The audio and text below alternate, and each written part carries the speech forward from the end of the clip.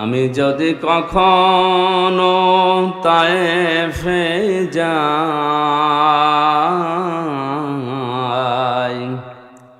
বলবো মাটিকে ডেকে নবীজির খুন ঝরল কোথায়। বলে দাও তাই আজ আমাকে, প্রতিশোধের দাবানল জ্বালাবো হেথায়। দল মত জাতি বর্ণ ধর্ম নির্বিশেষে কোরআনে কারীম শোনার জন্য যারা এসেছি, খুশি হয়ে বলছে আলহামদুলিল্লাহ। আল্লাহ রাব্বুল আলামিন বলেন, হাযা বায়ানুল লিন্নাসি ওয়া হুদাও ওয়া মাউইযাতুল লিল মুত্তাকিন। এ কোরআন আমি বিশ্বের মানুষের জন্য বায়ান হিসাবে, বক্তব্য হিসাবে, বর্ণনা হিসাবে নাজিল করেছি। আরবি গ্রামার অনুযায়ী লাম 13টা অর্থে ব্যবহার হয়। তার অন্যতম অর্থ হচ্ছে লাম ব্যবহার করা হয় জীবিত মানুষদের জন্য। কাদের জন্য? কোরআনে কারীম আল্লাহ নাজিল করেছেন জীবিত মানুষদের জন্য। তাহলে এর বক্তব্য, বর্ণনা যা কিছু আছে, যতদিন জীবন আছে আপনার ততদিন লাগবে। বিশেষ করে বাংলাদেশ, ভারত, পাকিস্তান এই 3টা দেশের মানুষ পাল্টিয়ে ফেলেছি এই কথাটাকে। আমরা অনেকে এই কোরআন পড়ি, তো মানুষ মারা গেলে, মানুষ মরে গেলে কোরআন পড়ার দরকার নেই। মরে গেলে কোরআন পড়া না পড়া ওর জন্য সমান, যদি ওর কোরআনের ওপরে দুনিয়ায় আমল না থাকে।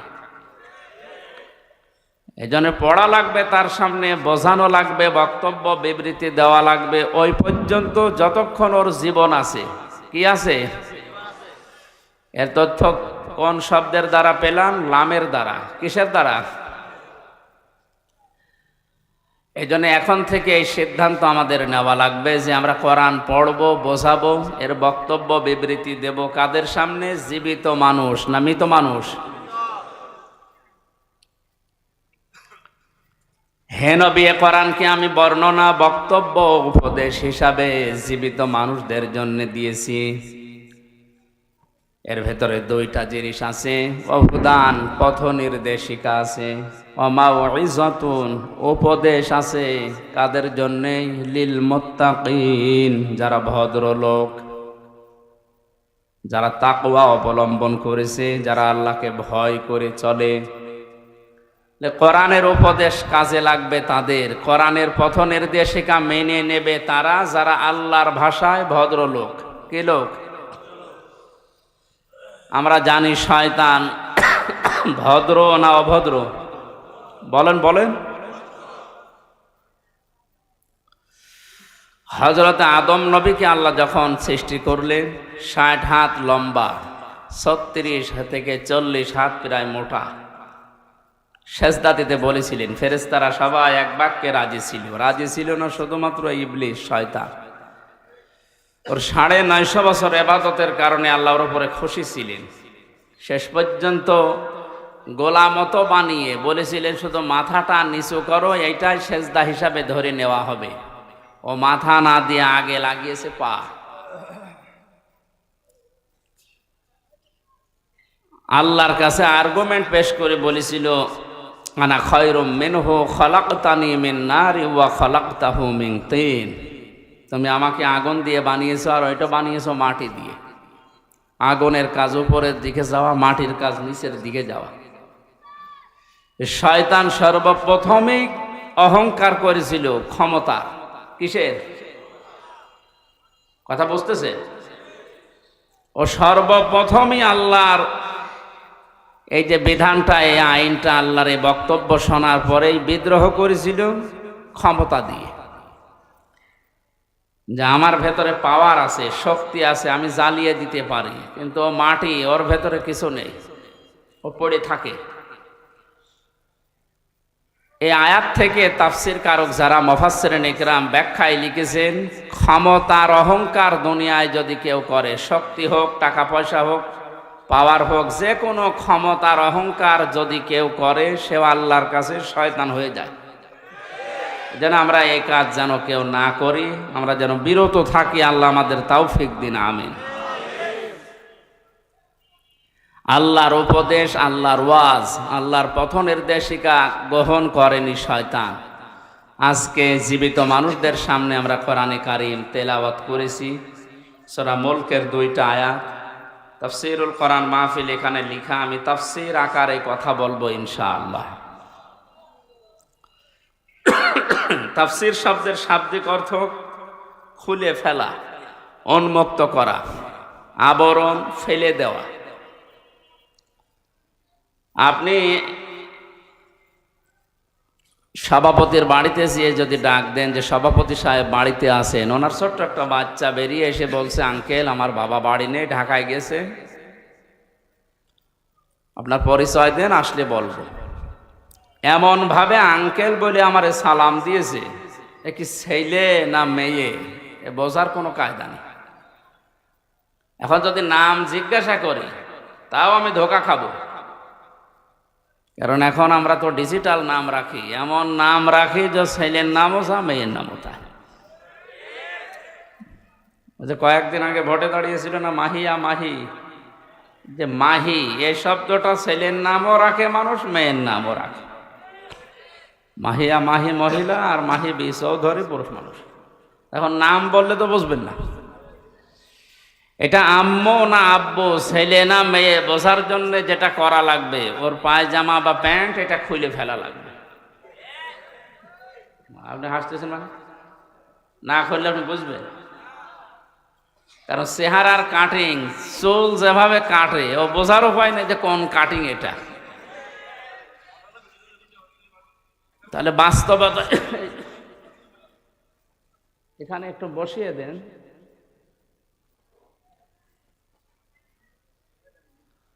তাহলে এর যে আবরণ দেওয়া আছে, পায়জামা প্যান্ট লুঙ্গি যাই বলেন, এটা যদি খুলে ফেলেন এবার আপনি টের পাবেন যে এটা ছেলে না মেয়ে, আম্মু না আব্বু। কথা বলেন ঠিক কিনা?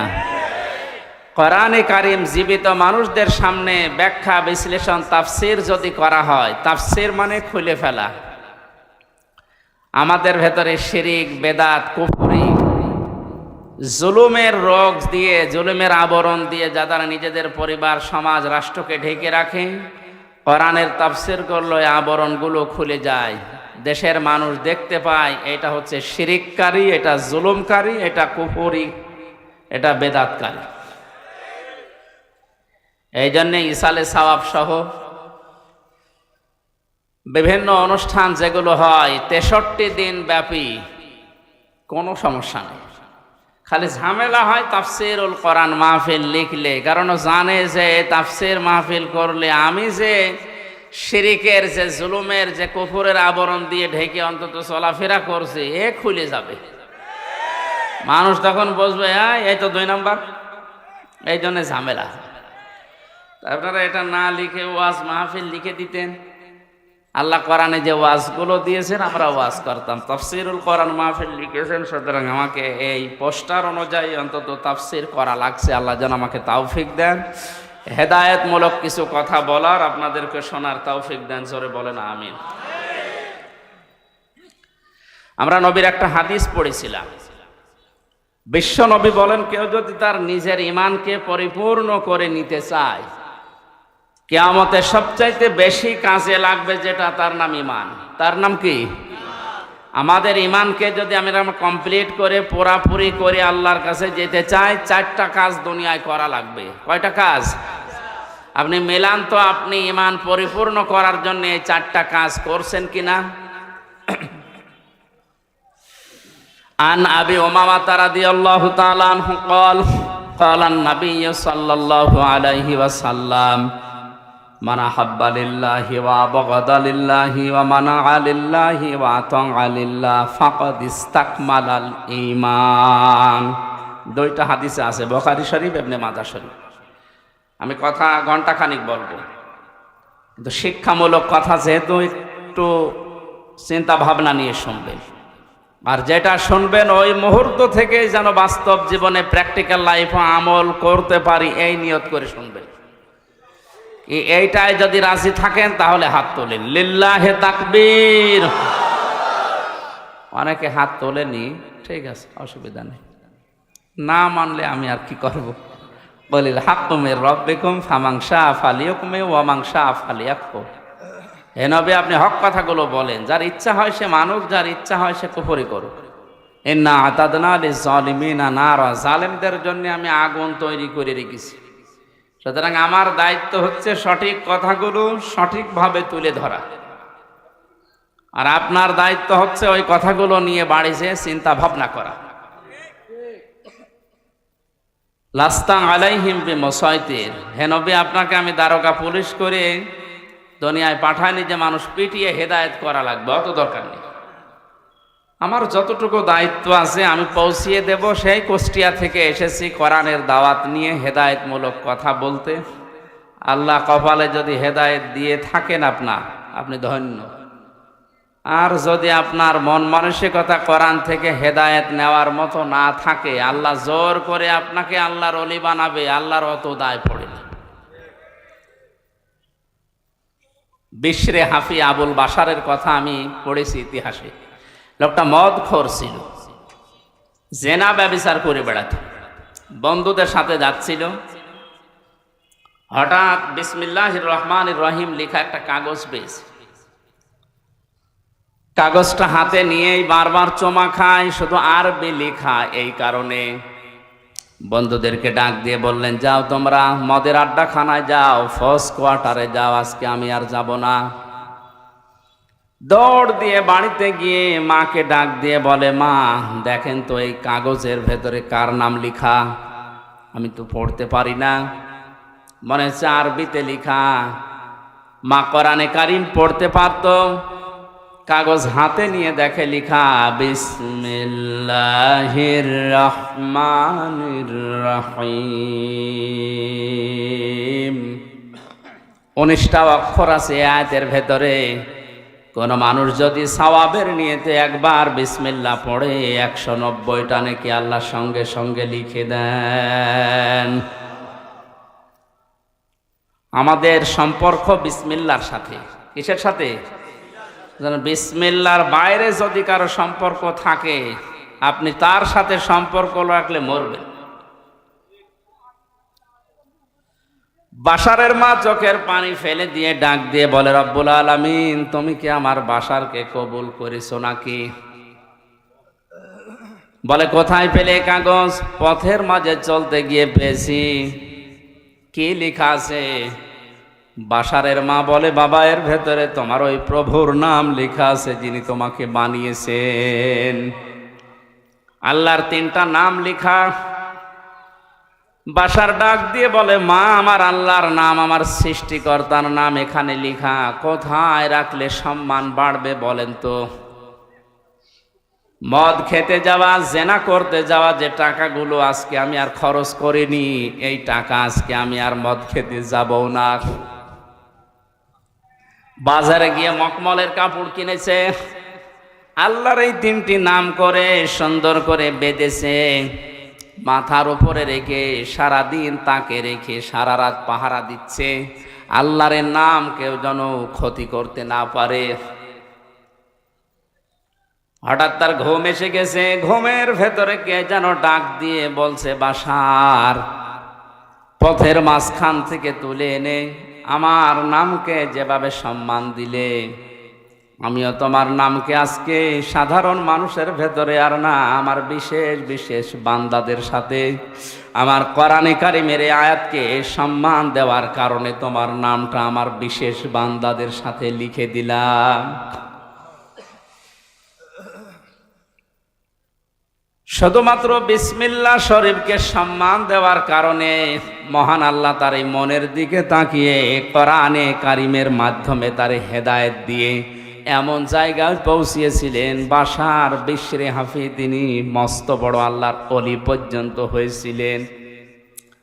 আজ এই ময়দানে যারা কোরআনে কারিম আমরা শুনতে এসেছি, আপনার যদি মন তৈরি না হয় যে আমি ভালো হব, কোরআন থেকে হেদায়েত নেব, আর আল্লাহ জোর করে আপনাকে হেদায়েত দেবে, আমার আল্লাহর অত দায় পড়ে নাই। এখানে গুরুত্বপূর্ণ আর একটা কথা কয়েক মিনিটে বলি। মানিত্তাবাআল হুদা বিগাইরিল কোরআন আদাল্লাহুল্লাহ। এই ভালো করে শুনে, আল্লাহর নবী বলেন, এটা মুসলিম শরীফের হাদিস, কোন মানুষ যদি কোরআন বাদ দিয়ে পৃথিবীর কোন জায়গায় হেদায়েত পাওয়ার জন্যে, ভালো হওয়ার জন্যে যায়, আল্লাহ নিজে দায়িত্ব নিয়ে তাকে গোমরা বানিয়ে দেয়। আলেম নেই এখানে? আল্লাহ নবী দল্লা শব্দ দিতে পারতেন, আদাল্লা দিয়েছেন। দল্লা শব্দের শাব্দিক অর্থ হচ্ছে নিজেই নিজেকে পথ ভ্রান্ত করা, নিজেই পথ হারিয়ে ফেলা। আর আদাল্লা শব্দের বাবে ফাআল থেকে আসার কারণে বাংলা অর্থ দাঁড়াবে আপনি নিজে হয়তো ভালো হওয়ার নিয়তে গিয়েছিলেন, কিন্তু কোরআনে কারিম, কোরআনের কর্মসূচি, কোরআনের নিয়ম নীতি সেখানে ছিল না। এই জন্যে আল্লাহ নিজে দায়িত্ব নিয়ে আপনাকে আল্লাহ নিজে আরো খারাপ বানিয়ে দেবে। এই হাদিস থেকে বাস্তব যেটা আমার এই চোখে ধরা পড়ছে, কোরআনে কারিম যেই দলে নেই, কোরআনে কারিম যেই দরবারে নেই, কোরআনে কারিম যেই পীরের কাছে নেই, ওখানে যদি কেউ ভালো হওয়ার নিয়তেও যায়, আল্লাহ নিজে তাকে খারাপ বানাবে। এই জন্য আদাল্লা শব্দ দিয়েছেন। হেদায়েত দেওয়ার একচ্ছত্র মালিকানা নবীজির। কার? বলেন বলেন। তিনি যদি বলেন যে আমি তোকে নিজে গোমরা করে দেব, পথ ভ্রান্ত করে দেব, পথ ভ্রষ্ট করে দেব, কক্সবাজারবাসী বলেন কে আপনাকে হেদায়েত দিয়ে জান্নাতের পথ দেখাবে? অবশ্যই আল্লাহ। আপনি কোন জগতে আছেন? ভালো করে শুনতে বলছি। শাব্দিক অর্থ এটা বাবে ইফআল থেকে আসার কারণে আদাল্লাহুল্লাহ, আল্লাহ নিজে দায়িত্ব নিয়ে, তিনি ফাইল, এখানে তিনি কর্তা, নিজে দায়িত্ব নিয়ে আপনাকে গোমরা বানাবে, খারাপ বানাবে। আর আগে যদি বিড়ি না খেতেন, যেখানে কোরআন নেই ওখানে গেলে আপনি বিড়ি খাবেন। তার বাস্তব প্রমাণ আমার কুষ্টিয়ার লালনের মাজার। কত মানুষ বিভিন্ন জেলা থেকে যায়, মনে করে যে আল্লাহর ওলি, অথচ কোরআন ওখানে চলে না। এই কথা বলেন না কেন? ওখানে মন মন গাঁজা পাওয়া যায়। আর অধিকাংশ মানুষ থাকে মানে উল্টা পাল্টা, নারী নিয়ে যা তা করে, এরপরে লাল পানি মানি খায়। একবার রাত 9টার সময় যে দেখে একজনকে দুধ খাওয়াচ্ছে, বললাম ভাই কি করে? এর গায়ে তো কোনো পোশাক আশাক নেই। তো হুজুর পোশাক নেই তাতে কি, এ আল্লাহর ওলি, এর ভেতরে মাল আছে। মাল যা আছে সব তো দেখা যাচ্ছে।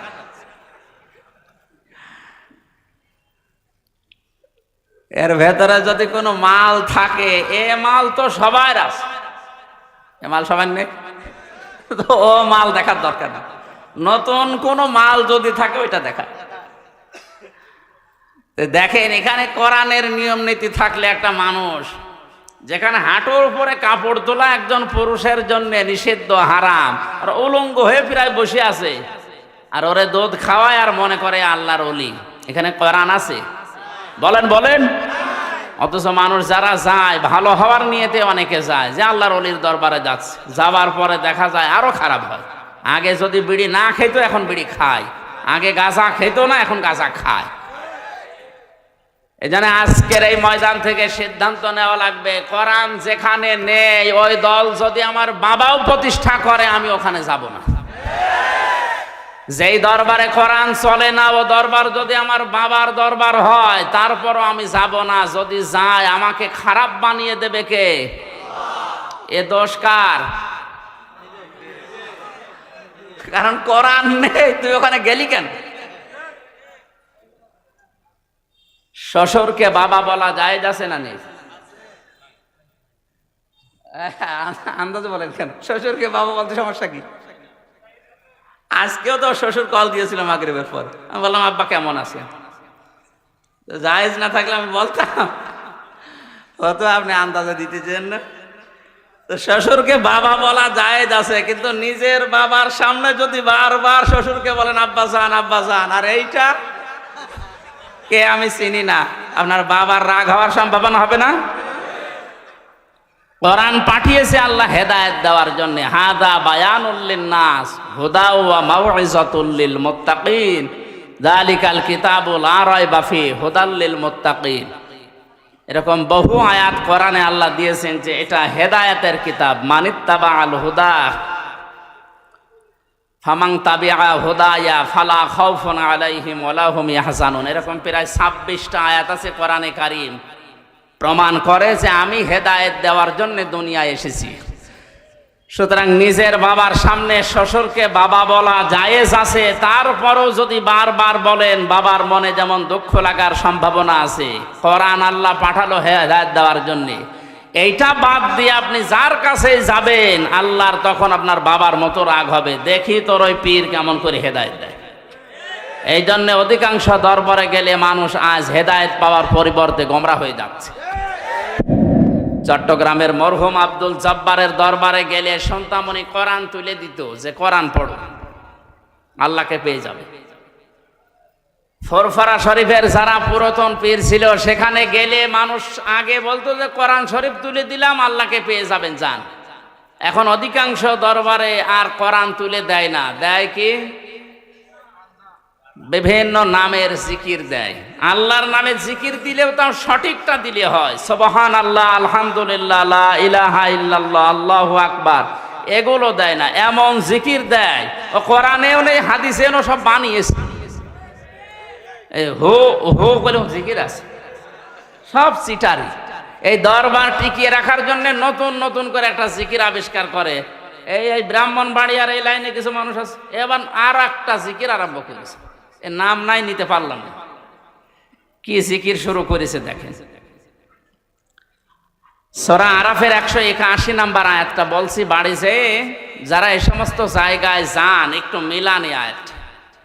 ওয়ালিল্লাহিল আসমাউল হুসনা ফাদউহু বিহা ওয়া দারুল লাযিনা ইউলহিদুনা ফি আসমাইহি সাইয়ুজজাউনা মা কানু ইয়ামালুন।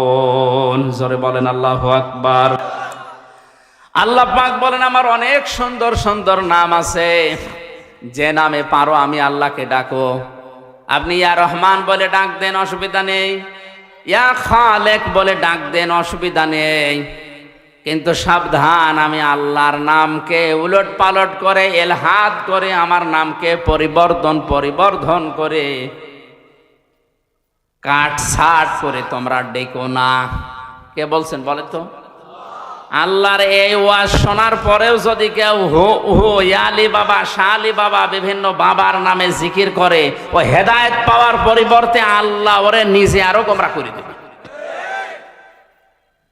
সুতরাং সিদ্ধান্ত যদি নিতে পারেন যে আজকের তাফসীর থেকে যেটা শুনবো আমি মেনে নেব, তাহলে কোরআন আপনাকে পথ দেখাতে পারে। সে ক্ষমতা কোরআনের আছে না? কোরআনে ক্ষমতা নেই? আর যদি আপনার এরকম সিদ্ধান্ত হয় যা শুনি এক কান দিয়ে শুনবো আর এক কান দিয়ে বের করে দেব, কিয়ামত পর্যন্ত এখানে ওয়াজ হলেও আপনার কিছু হবে না। এরকম ওয়াজ শোনার জন্য এসেছেন না। আমরা ঈমানকে যেহেতু পরিপূর্ণ করে নিতে চাই, কয়টা কথা বলেছিলাম? জবান খুলে বলেন কয়টা? খুব ভালো করে মিলান। আপনার ঈমান আসলে পরিপূর্ণ হচ্ছে না, আরো ঈমান ধ্বংস হয়ে যাচ্ছে। আল্লাহর নবী বলেন মান আহাব্বা লিল্লাহ, কেউ যদি তার ঈমানকে পরিপূর্ণ করে নিতে চায়, সে যাকে ভালোবাসবে সেটা যেন আল্লাহর জন্য বাসে, দুনিয়ার কোনো স্বার্থ পাওয়ার জন্য না, দুনিয়ায় কোনো নামের জন্য না, ভাইরাল হওয়ার জন্য না। সে শুধু ভালোবাসবে কাউকে। কার জন্যে? আমাদের আজ এইটা কিন্তু দিন দিন কমে যাচ্ছে। আমরা আল্লাহর জন্য কাউকে ভালোবাসতে পারছি না। ওয়াবাগাদা লিল্লাহ, কাউকে যদি কেউ ঘৃণা করে, কাউকে যদি কেউ ছেড়ে দিতে চায়, সে যেন অবশ্যই আল্লাহর জন্য ছেড়ে দেয়। আপনি যদি কোনো মানুষকে ছেড়ে দিতে চান, বন্ধুত্ব ছিল 20 বছরের, এখন আর রাখতে পারছেন না, দেখবেন এই লোকটা আল্লাহ রসুলের বিরুদ্ধে গেছে, এই জন্য আমি আর ওর সাথে নেই। আজ 50 বছরে দলে আছি, কিন্তু এখন দেখি এটা কোরআন হাদিসের বাইরে। যদি ঈমান পরিপূর্ণ করে নিতে চান, এই মুহূর্তে আপনাকে তালাক দেওয়া লাগবে। ওয়া তাআ লিল্লাহ, কাউকে কিছু যদি দেন, দান করেন, হাদিয়াও দেন, এটা শুধু আল্লাহর জন্য দেওয়া লাগবে। আজ আমরা অনেক কিছু দিতেছি, দান করছি, কিন্তু সব দলীয়করণ এই লাইনে চলে গেছে। আমি যে ঈমান পরিপূর্ণ করে নেওয়ার জন্য আল্লাহর জন্য দেব, এই মন মানসিকতা আমাদের নষ্ট হয়ে যাচ্ছে। অমানা আলিল্লাহ, আপনি যদি নিষেধ করেন কাউকে দিতে, কাউকে দেবেন না, এইটাও হওয়া লাগবে শুধুমাত্র আল্লাহর জন্যে। নবীজি বলেন কথাগুলো যদিও ছোট ছোট, এই 4টা কথা যাদের মগজ আছে মাথায়, তামাম দুনিয়া দেখবেন এর ভেতরে লুকিয়ে আছে। আমার তো মনে হয় এই 4টা কথায় নবীজি যা জানাতে চেয়েছেন, আমার যতদিন হায়াত আল্লাহ দিয়েছেন, আমি এই 4টা পয়েন্টের উপরে যদি কথা বলি, আমার জীবনই শেষ হয়ে যাবে। সব এর ভেতরে আছে। আপনি কাউকে ভালোবাসবেন আল্লাহর জন্যে, কাউকে ঘৃণা করবেন আল্লাহর জন্যে, কাউকে দান করবেন আল্লাহর জন্যে, দান করা থেকে বিরত থাকবেন আল্লাহর জন্যে, তাহলে দুনিয়ার থাকে কি? এই 4টা গুণ যদি কেউ অর্জন করে, নবীজি বলেন ফাকাদ ইস্তাকমালাল ঈমান। এই আরবি গ্রামার যারা জানে, ফা ব্যবহার হয় 19টা অর্থে। কয়টা? এর 13 নাম্বার কায়দাতে আছে, বালাগাত মান থেকে দেখবেন। এই ফা ব্যবহার করার নিয়ম হচ্ছে, আগের যে বর্ণনা নবীজি করছিলেন বা আপনি করছিলেন, এই কথাগুলো যদি কেউ মেনে নেয়, তাহলে পরের কথায় ফা দিয়ে গ্যারান্টি দেওয়া হচ্ছে। এরপরে আবার কদ আছে, কদ মানে নিশ্চয়, অবশ্যই। নবীজি বলেন ফাকাদ ইস্তাকমালাল ঈমান। এই 4টি গুণ যদি কেউ দুনিয়ায় অর্জন করে, ও যেন ওর ঈমানকে পরিপূর্ণ করে নিল। জোরে বলেন আল্লাহু আকবার। আমি সহ যারা শুনলাম, এখন থেকে এই হাদিসটার উপরে যেন আমল করতে পারি, নবীজি আল্লাহ তাওফিক দিন। জোরে বলেন আমিন। সূরা মুলক থেকে 2টা আয়াত পড়েছি, জবান খুলে তাফসীর শোনার নিয়তে। শয়তান যদি আশপাশে থাকে যেন চলে যায়। বলেন আউযু বিল্লাহি মিনাশ শাইতানির রাজিম। বিসমিল্লাহির রহমানির রহিম।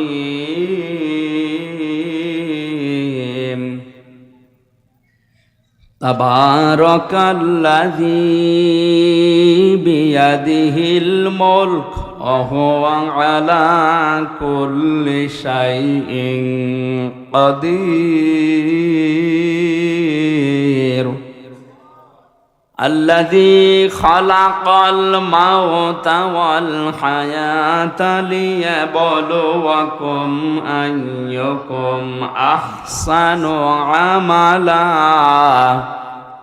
ওয়া হুয়াল আজিজুল গফুর।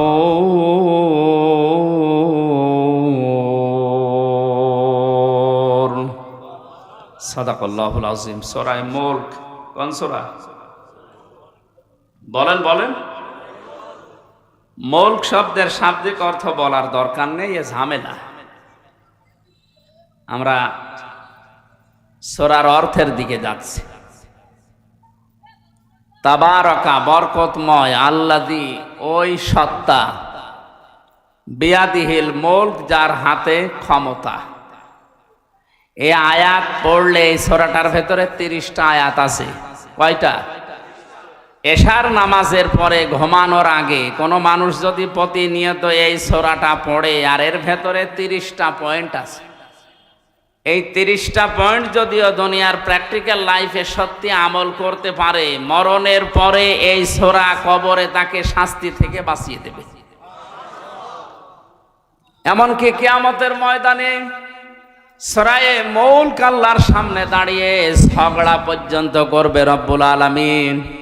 তোমার এই বান্দা তার প্র্যাকটিক্যাল লাইফে আমাকে আমল করেছিল, আমাকে কাজে পরিণত করেছিল, সুতরাং আমি তোমাকে বলছি, তোমার এই বান্দাকে তুমি মাফ করে দাও, নয়তো তোমার কোরআন থেকে আমারে কেটে বাদ দিয়ে দাও। আমার মতো সলিমত দিয়ে আপনার মতো মানুষের জন্য কোরআন থেকে আল্লাহ আয়াত কেটে বাদ দেবে? বলেন বলেন। শেষ পর্যন্ত আল্লাহ আমাকে আপনাকে যারা এই আয়াতটা এখন থেকে আমল করবেন, শেষ পর্যন্ত নবীজি বলেন আল্লাহ তাদেরকে মাফ করেই দেবে। কি আছে এই সূরার ভেতরে? যেহেতু 30টা আয়াত আমরা 2টা পড়েছি, অন্তত 2টা পর্যন্ত দেখি কি আছে। বরকতশালী, করুণাময় ওই আল্লাহ যার হাতে রাজত্ব, ক্ষমতা, এটা যদি কেউ বিশ্বাস করে সে জীবনেও একথা আর বলতে পারবে না ক্ষমতার উৎস জনগণ। তাকে কথা বলা লাগবে, মুখেও বলা লাগবে, বিশ্বাসও করা লাগবে ক্ষমতার একচ্ছত্র মালিকানা আল্লাহর। তাবারাকা শব্দ দিয়ে আল্লাহ আয়াত শুরু করলেন কেন? যতগুলো তাফসীর আমি দেখেছি, মুফাসসিরিন ইকরাম জানিয়েছেন যত রকমের দোষ দুনিয়ার মানুষ আল্লাহকে দিতে পারে, সব দোষ থেকে, সব আয়েব থেকে আমার আল্লাহ নিজেকে আগেই মুক্ত ঘোষণা করছেন। পৃথিবীর অনেকে আল্লাহর নামে দোষ দিয়েছে, আল্লাহর সন্তান আছে, এই জন্য আল্লাহ তাদেরকে কাফের ঘোষণা দিয়েছে, তারা খ্রিস্টান। অনেকে আল্লাহর স্ত্রী আছে, আল্লাহর পুত্র আছে, এ কথা বলার কারণে আল্লাহ তাদেরকেও কাফের বলে ঘোষণা দিয়েছে, তারা ইহুদি। আজ মুসলমান নামধারী অনেকের ভেতরেই এই ধারণা বদ্ধমূল হয়ে আছে। ইহুদি খ্রিস্টানরা সরাসরি আল্লাহকে সন্তান, স্ত্রী আছে এই দোষ দেয়। আমরা নামধারী মুসলমানেরা হয়তো আল্লাহর সন্তান আছে, স্ত্রী আছে এ কথা বলি না, কিন্তু বলি আল্লাহর সাথে আমার বাবাও আছে। কবরে যে লোকটা শুয়ে আছে এর উপরে এত বেশি বিশ্বাস করে মানুষ, মনে হয় আল্লাহ ওর থেকে অনুমতি নিয়ে তারপরে কোনো কাজ করবে। যে সমস্ত বিষয়ে মানুষ আল্লাহর সাথে শিরিক করতে পারে, তাকে দোষ দিতে পারে, সব রকমের অক্ষমতা, দুর্বলতা, সব রকমের দোষ থেকে, আয়েব থেকে আমার আল্লাহ নিজেকে মুক্ত ঘোষণা দেওয়ার পরেই এমন একটা শব্দ দিয়েছেন, বিয়াদিহিল মুলক, আমি আল্লাহর কুদরতি হাতে দুনিয়ার সব ক্ষমতা।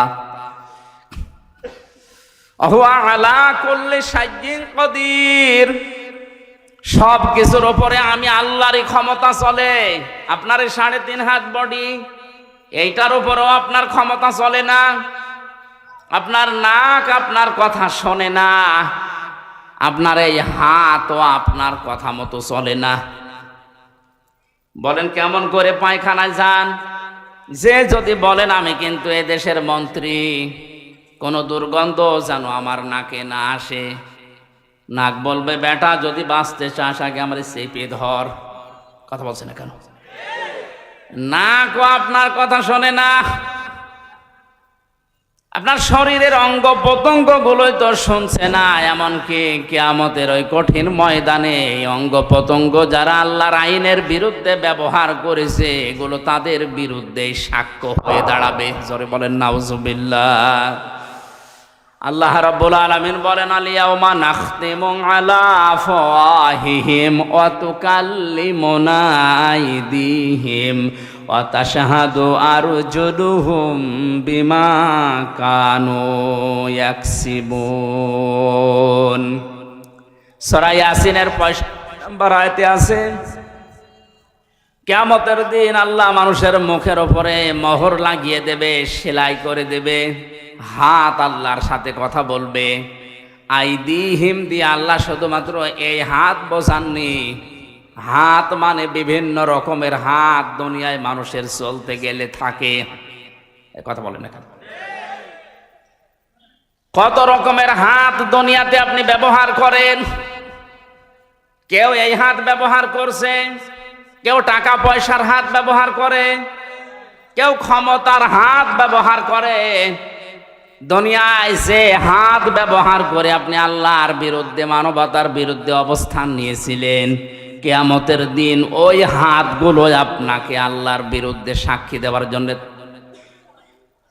আপনার বিরুদ্ধে আল্লাহর কাছে সাক্ষী দেওয়ার জন্য দাঁড়াবে।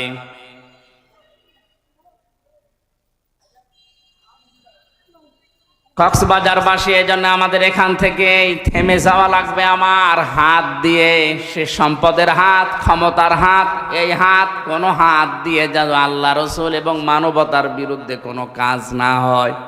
আজকে হয়তো অনেককেই দেখতে পাচ্ছি, কিন্তু চোখ বন্ধ করার পরে আমার সাথে থাকা দূরের কথা,